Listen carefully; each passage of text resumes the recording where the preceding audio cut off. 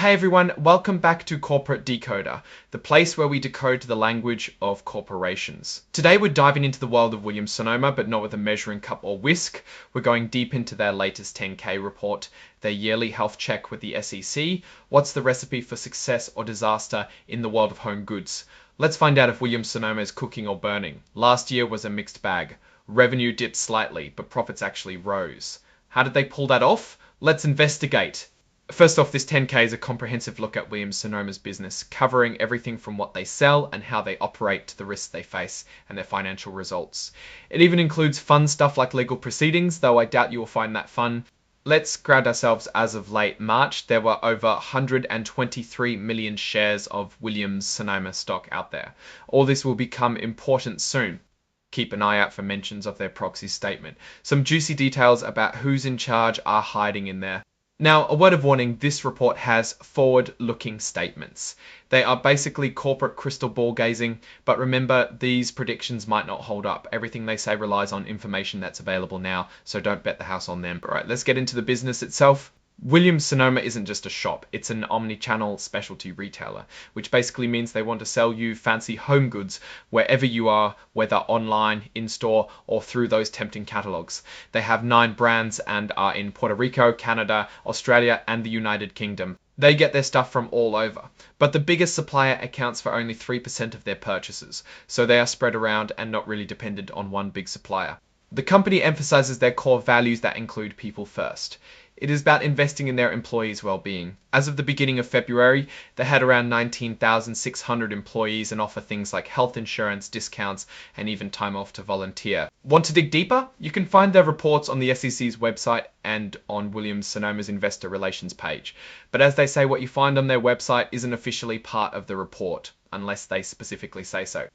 Now for the not so fun part, the risk factors. This is where they lay out all the things that could go wrong. One of their biggest worries, people stop buying home stuff. Consumer confidence and the housing market are huge factors. Also, they worry that they will not be able to predict what people want and then sales might decline.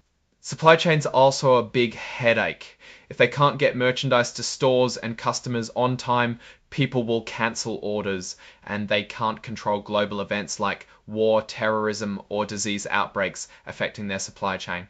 Their brand is everything, so they have to protect it. Negative social media and the actions of any collaborators can impact the brand image.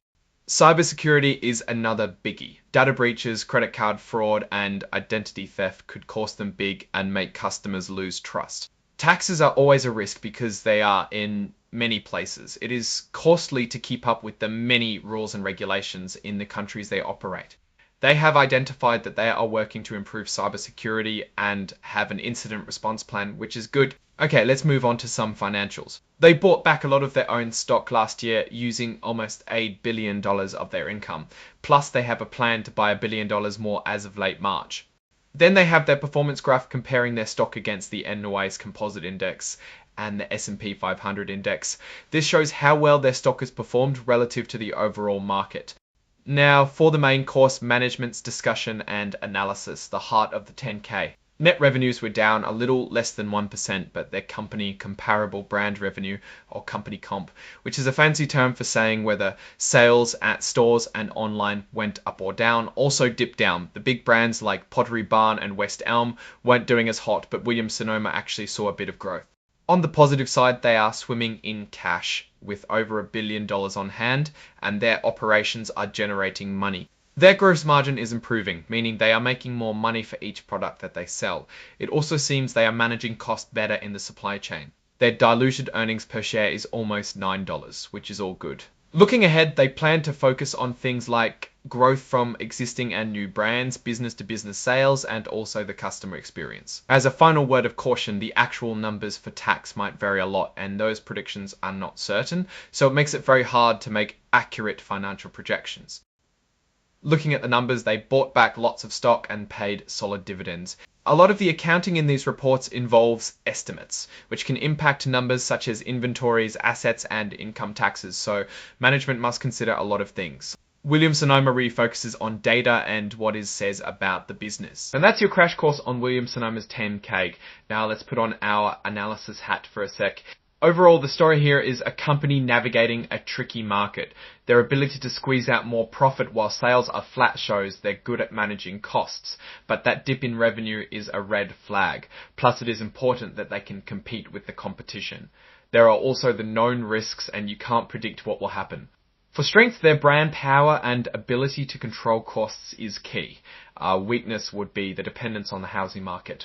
Is Williams-Sonoma a buy? It's a mixed bag. Their strengths might help them survive, but they need to get those sales numbers back up. Keep an eye on those economic indicators. Thanks for tuning in to Corporate Decoder.